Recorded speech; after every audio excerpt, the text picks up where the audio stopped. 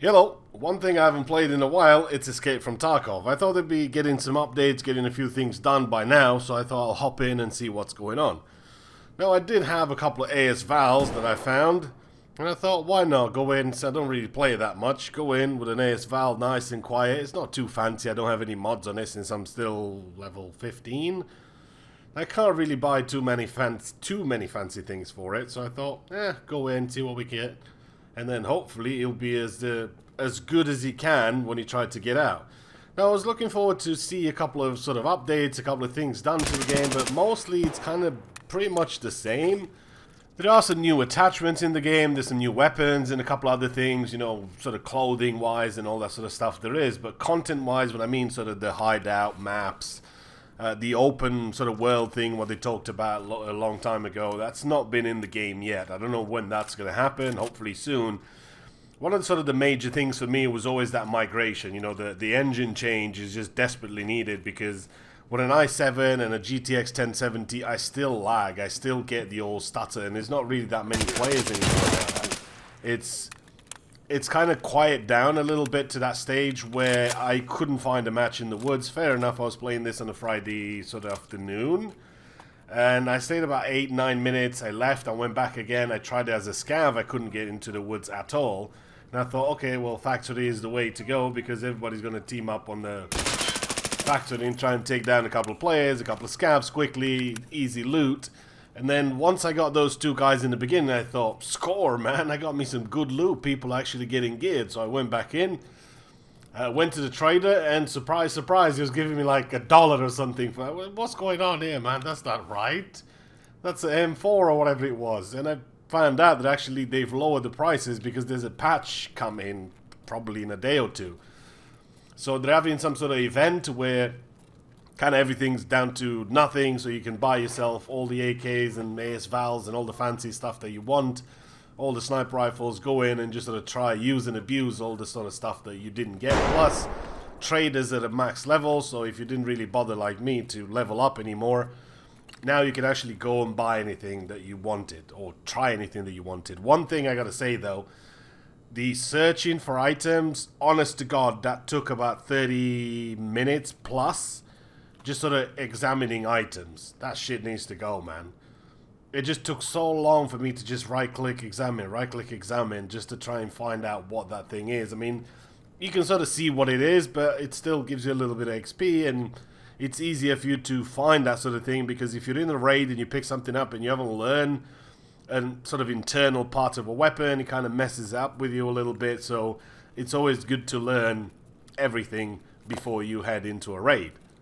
Now, talking about the hideout, a couple of days ago there was somebody saying April 2019, still no hideout, and it went back to actually the video, I think it was like June of 2017, that I actually know that they shown footage from it, and I made a video about it, that it's coming. I mean, holy shit, it's been nearly 2 years, and the hideout's still not out yet.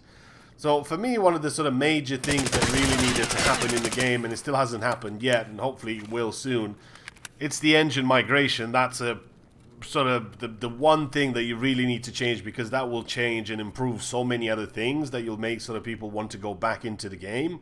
And one of the reasons why that's needed is because of the lag, because of the sort of stuttering, all the freezing, the performance and all that. Well, performance, I gotta say, it's nothing. Like I said earlier on, with an i7 377K and a GTX 1070, I was getting 38 frames on customs, and I was getting sort of stuttering on a map like the factory. I mean, this shouldn't really be a thing in these day and age. You shouldn't really have problems with the engine, but I think that migration is going to be happening hopefully soon. I keep saying soon, but they've been talking about it for a long time and it still hasn't happened. If it happens in 2019, I think a lot of people will go back to Tarkov and will play a little bit more of it. I still think they could be a really good fun game to play once they get it all polished. It's probably going to be 2020, sort of 2021 or something like that before the game's finished. And all the sort of open world, it's open, so you can go from woods to customs and customs to the streets of Tarkov and so on and so forth. It's probably going to be another year or two before all that's done. But as long as they've got the migration done and you can actually go and play, and you don't have to worry about somebody else's connection. You don't have to worry about, oh, well, that guy peeked around the corner, and because of the lag I didn't see him, so he fired first. You know, there's so many other things in sort of FPS in gaming these days that make a huge difference, and I think that's kind of the key to making Tarkov, make Tarkov great again, man. That's what it's needed, really, just that engine change, that migration. Hopefully the Unity of 2018 that they've got upgraded and everything should perform a little bit better than this one. And I really do hope that they get that done as quickly as possible.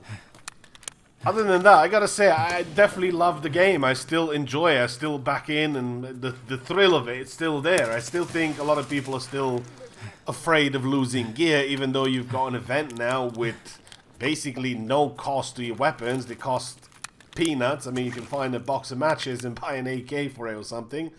So they cost nothing, so you just go in with sort of the best gear you can, just go in and have fun. And I still find a lot of people just sort of just waiting around in bushes and corners and things like that. I mean, you're not really having fun sort of the way I say. You should be sort of on the move all the time. You should be, fair enough, it's needed where you need to stay and listen to the footsteps and listen to what's going on to the environment around you, because at the end of the day, that's what's going to make the game a little bit different than what you've played before. And that's kind of what Tarkov brings to the table. You know, it's that sort of sneaky, cheeky-breaky style thing.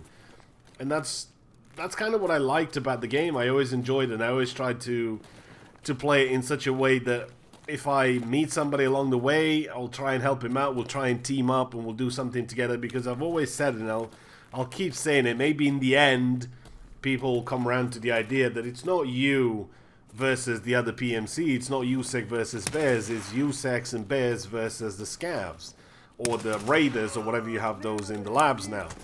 It's you versus the enemy, you versus the local bandits, and I think that's what it should be. I know sort of radios are probably going to be a thing. I still don't think it's going to be like Discord or anything like that. You know, like back in DayZ days, you just sort of press a button and you say, hey, friendly, don't shoot or whatever. I don't really think they're going to go that way, because I think that's going to kill it even more. Personally, I think that if you'd be able to talk to somebody, because Tarkov, maybe I should say grindy, but you share sort of the same things when you go in for a quest. I mean, there's going to be that one item there that if you don't get to it in time, somebody else will, and that's it. It's gone. Then you got to go back out and go back in again. You got to unlock your traders. You got to unlock sort of weapons and things like that, attachments. It takes a long time for you to get from A to B if you're playing sort of casually here and there. Sure, if you're playing for 8 to 12 hours a day, then it's not going to take you long to get to level 30, 40 or whatever you need to get to be able to buy sort of the best guns, attachments and things like that. But at the same time, it's fairly grindy, so it takes a while for you to get there. For somebody that plays it, like I said, a little bit casually, so maybe you've got an hour or two here and there to play, and then you got to go to work or school or whatever you've got going on. It's going to be a little bit tough for you to get those sorts of items, and I think that's why they probably will not go with the VoIP that as you and me sort of know it, where you can just talk to somebody and say, hey dude, don't shoot, don't do this, don't do that. I think they'll have commands. You can still use it like they have now in the game. You can still sort of say friendly, don't shoot, that sort of thing. You can still do all those things, but the radios are probably going to be a bit more military sort of radios and such. I think that's kind of the way they're going to go for it. Like I said, for me, in a couple of years when this is all done and dusted and everything runs good and everything, it just brings me back to that sort of DayZ feeling I had years ago. I was walking around through the woods not really knowing where I'm going, and I found sort of a couple of zombies, and I knew there's something that I can loot there, and maybe that would have got me better to a better sort of weapon or an SD weapon or something like that, and then I went back to my tent, and it was just scary, it was cool, it was fun, it was really enjoyable, and I couldn't wait to get home from work and just play it more of it and just have fun. And that's kind of what it was with Tarkov for quite a long time. Sure, he's got a few issues here and there, but they need to work those out, and hopefully once they do, I shall be back playing some more Escape from Tarkov. Now, another thing I gotta say, I wasn't expecting to see that many scavs in the factory. I mean, I used to get usually, what, 12, 13, sort of 15, I think 17 or something like that was my highest sort of kill streak when it came to to scavs once all the players are dead and you cleaned everything out. Look, there's another player scav there. So once you cleaned everything out, I don't think I've seen more than, let's say, 19, 20 max. But right now, it's getting to the point where there's just bodies everywhere. So I don't know if they've increased that a little bit. I know there's an actual mode that you can go into the PvE now and you can play with hordes. So they just keep on spawning. So you'll end up shooting, I don't know, 100 of them if you have enough time. Bullets and meds to keep you going and you don't take enough damage. But I think that's cool. I've always said that more scavs will make it more interesting because you're not waiting around corners for somebody to make a move or somebody to make some sort of noise with the headsets or wherever. You can hear him sort of a mile away. But more or less, you're looking for somebody not to jump you.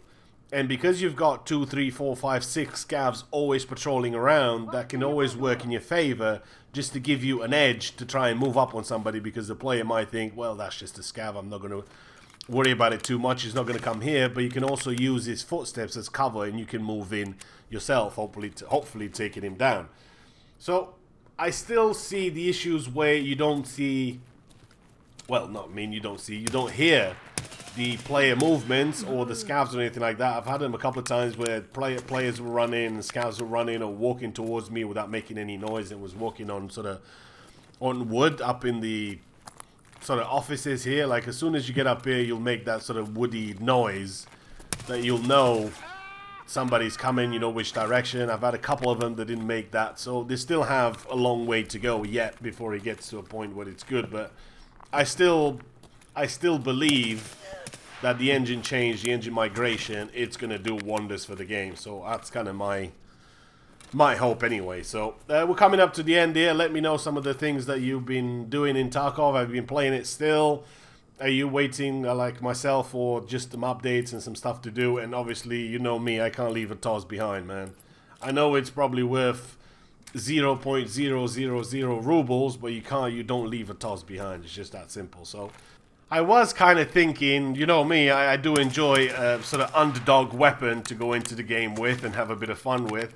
And I was thinking of going in with a TOS, but because it's armor galore, everybody's going to be buying and using the best armor, so TOS might not be the best option to go for now. Sure, you can pop his leg a couple of times, maybe you'll try and get him, but chances are he's going to have 60 round magazines of the highest of levels of AKs or something, so you're not going to get too far when it comes to a TOS, although I still think TOS is a really satisfying weapon to use.